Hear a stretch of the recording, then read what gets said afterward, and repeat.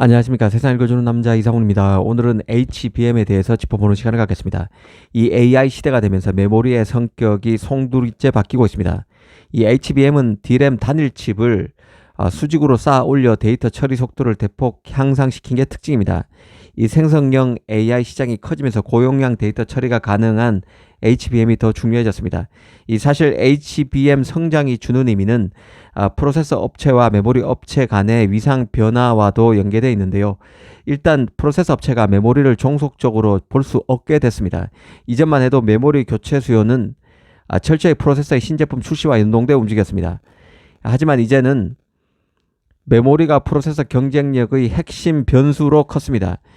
표준 칩이던 메모리가 고객에 더 특화된 메모리, 고객 맞춤형 메모리로 진화되면서 이 박리담의 대명사였던 메모리가 이전보다 훨씬 더 고가의 칩으로 거듭나고 있습니다. 실제 그 가트너 자료를 보면 D램 1GB당 평균 가격은 HBM이 10.6달러, 기존 D램은 2.90달러입니다. 여전히 HBM이 3배 이상 비싸죠.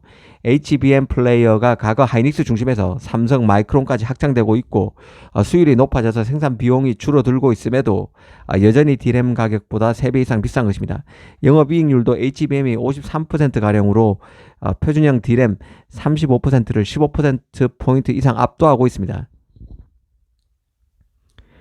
이제 그 HBM이 더는 레거시 D램으로 보기 어렵다는 얘기는 내년인 2025년 기술 개발이 마무리돼서 양산되는 6세대 HBM인 HBM4를 보면 더 분명해진다는 생각인데요. HBM4부터는 이제 메모리가 프로세서인 GPU의 연산 일부를 수행하는 수준까지 역할이 커집니다.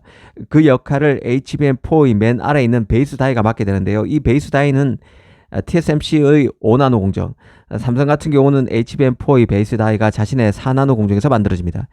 파운드리를 하는 삼성은 자체적으로 HBM4를 다 만들 수 있지만 엔비디아의 HBM을 가장 많이 납품하는 주폭격인 하이닉스는 그렇지 않습니다. TSMC에서 만들어야 합니다.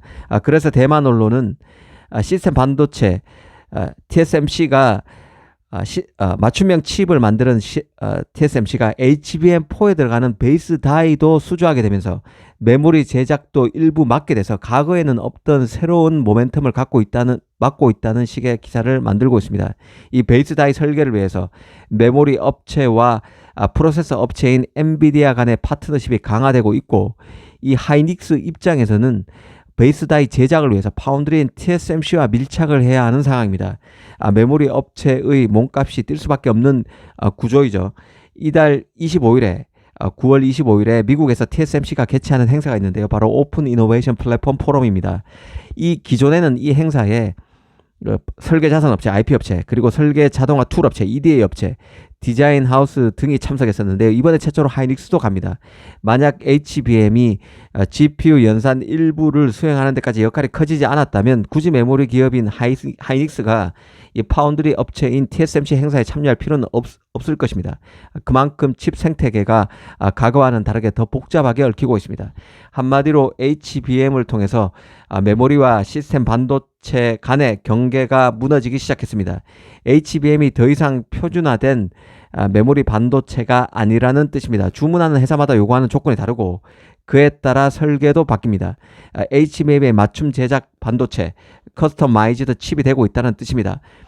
앞서 그 표준 칩 레거시 D램보다 그 HBM이 3배 이상 비싸다는 말씀을 드렸는데요. 주문형 칩이니까 당연히 표준 칩보다 더 비쌀 수밖에 없는 것이죠. 이를 염두에 두면 최근 시장에서 제기되는 HBM 공급 가행을 바라보는 관점도 이전과는 다른 관점을 추가할 필요가 있다는 생각이 드는데요. 레거시 D램은 일단 찍어놓고 재고 관리를 통해서 시장 공급을 하면 됐습니다. 인텔에 들어가는 칩이나 AMD에 들어가는 칩이나 스타트업에 들어가는 칩이나 엔비디아에 들어가는 칩이나 똑같은 구조였고 형태였습니다. 하지만 칩이 주문형 칩이 된다는 얘기는 재고 관리를 통한 칩 공급이 더는 잘 안 통하게 된다는 뜻과 똑같습니다. 앞으로 엔비디아용 HBM, AMD용 HBM, 스타트업용 HBM의 스펙이 달라지게 될 것이고, 미리 만들어 놓고 시장 수요에 대응하는 것이 아니라 주문받은 양만큼 메모리도 제작되는 시대가 도래한다는 뜻입니다. HBM이 앞으로 6세대, 7세대 등으로 더 진화해 나갈수록 이런 HBM의 특징이 강화될 것이라는 점을 잊지 말아야 합니다. 메모리가 자체가 다 HBM은 아니겠지만 HBM이 메모리에서 차지하는 비중도 디램 비중에서도 점점 커지고 있기 때문에 앞으로 메모리 칩의 성격도 달라지게 될 것입니다.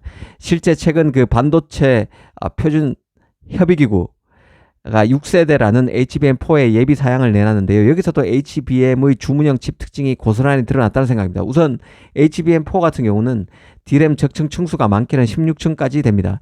이전 HBM3E까지는 12단까지였죠.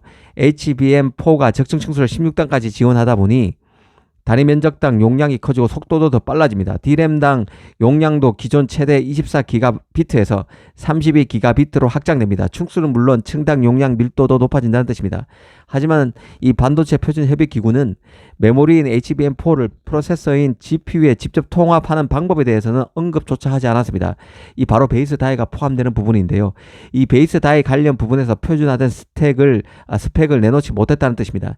하이닉스는 TSMC 5나노를 통해서 베이스 다이를 만들지만 삼성은 자신의 파운드리 4나노를 통해서 베이스 다이를 제작하게 됩니다. 마이크론도 TSMC를 통해서 베이스 다이를 만든다고 가정하면 결국 HBM4의 스펙 자체가 2개 이상으로 늘어나서 사실상 표준 스펙이 없어진다고 봐야 합니다.